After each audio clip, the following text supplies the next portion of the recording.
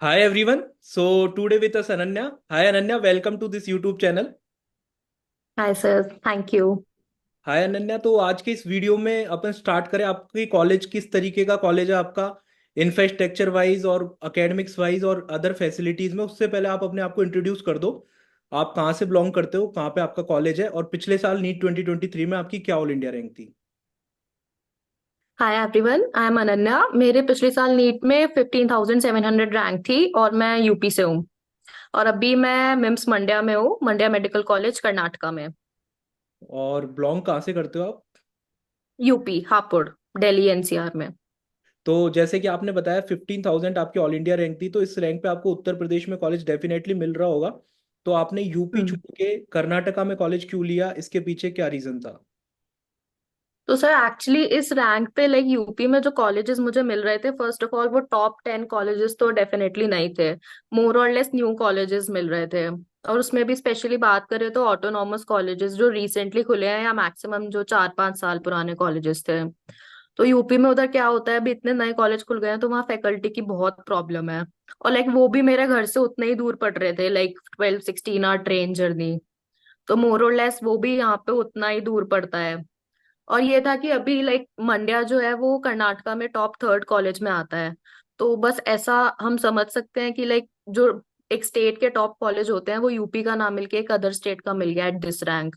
तो अगर same rank पे मैं कंपेयर करती तो मेरे को comparatively better college academic wise Karnataka में मिल रहा था। तो जैसे कि आप बेटर कॉलेज की तरफ आप गए, पर जैसे कुछ लोग प्रिफर करते हैं कि वो अपना सेम कल्चर और सेम होम स्टेट में कॉलेज ले लें, तो वो चीज़ छोड़ना और उसके लिए आपको बेटर कॉलेज के लिए कर्नाटका में मूव करना, ये डिसीजन मतलब फैमिली की तरफ से लिया गया डिसीजन था या आपका खुद का पर्सनल डिसीजन था।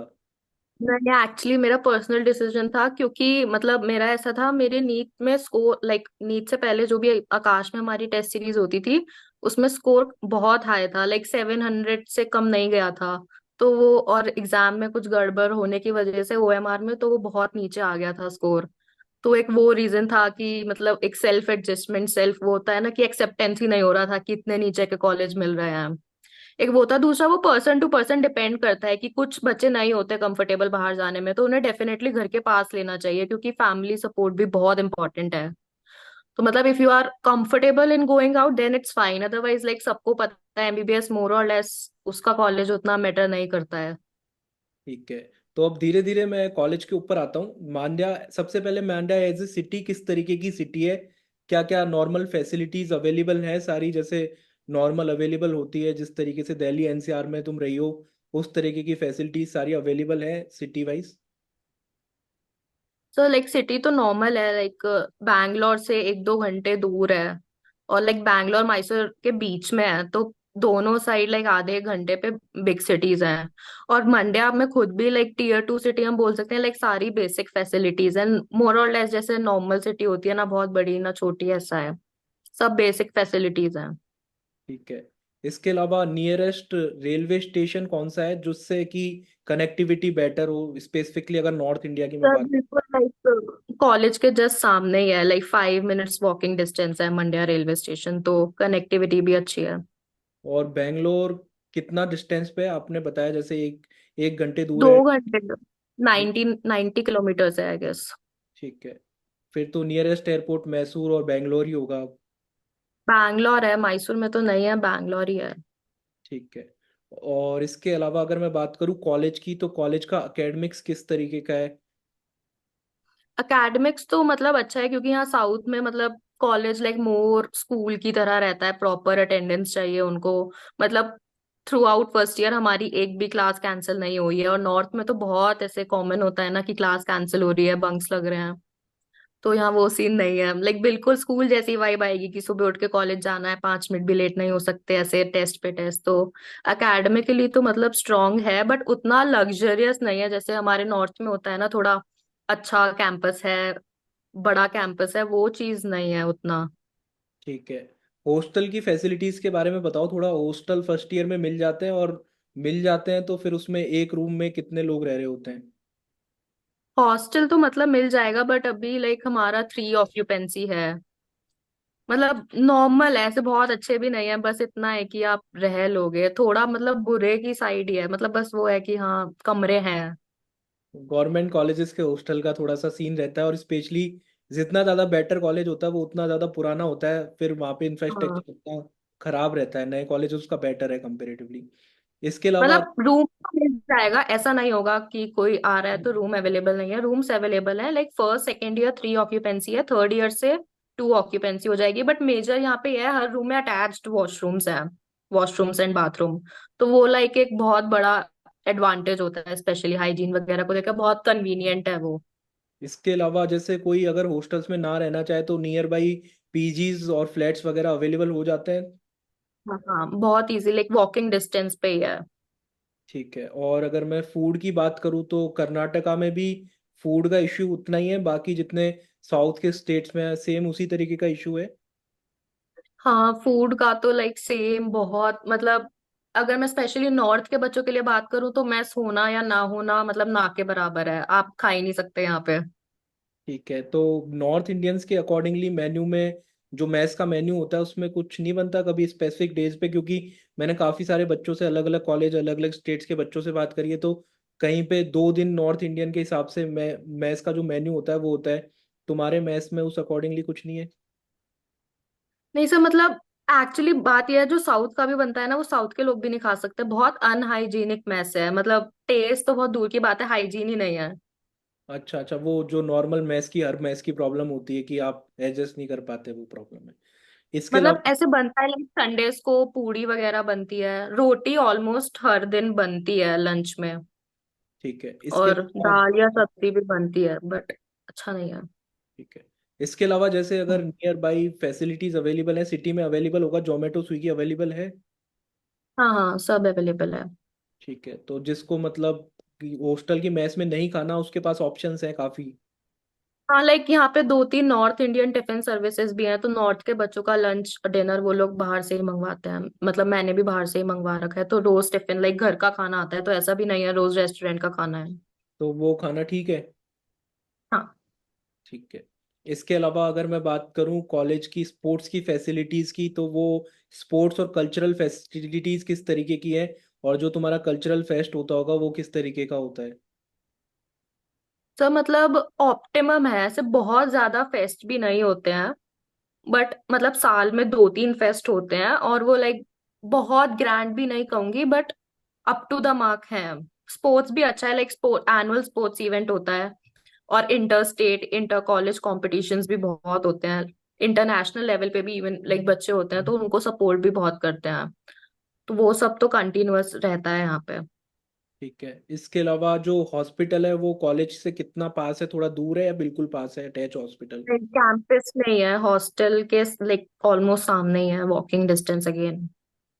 इसके बाद में जो मेन इशू है लैंग्वेज बैरियर का जो होता है साउथ स्टेट्स में, अगर आप नॉर्थ इंडियन हो तो वहाँ जाते हो तो लैंग्वेज बैरियर है वहाँ पे। और मुझे दोनों दो पार्ट्स में बताना है इस सवाल का आंसर।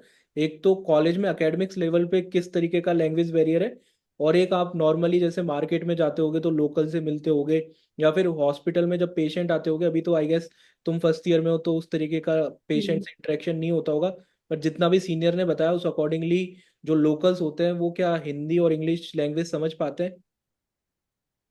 सर मतलब एकेडमिक्स की अगर मैं बात करूं फर्स्ट ईयर में तो सिर्फ लेक्चर्स होते हैं, और लेक्चर्स मतलब प्योरली इंग्लिश में कंडक्ट होते हैं, तो एकेडमिक्स में तो कोई बैरियर नहीं आएगा।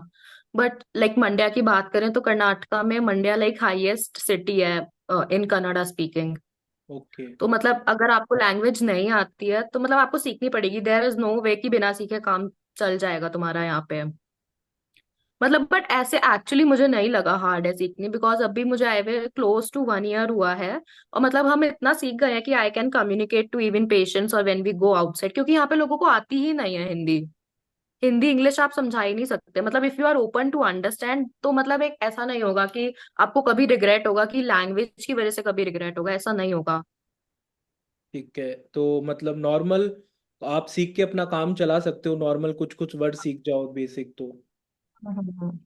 इसके अलावा लास्ट में अगर कोई एडवाइस देना चाहो आप उन स्टूडेंट्स को जो भी काउंसलिंग में अपियर होंगे, किस तरीके से किन चीज़ों को कंसीडर करके बेस्ट कॉलेज वो अपने हिसाब से डिसाइड कर सकें?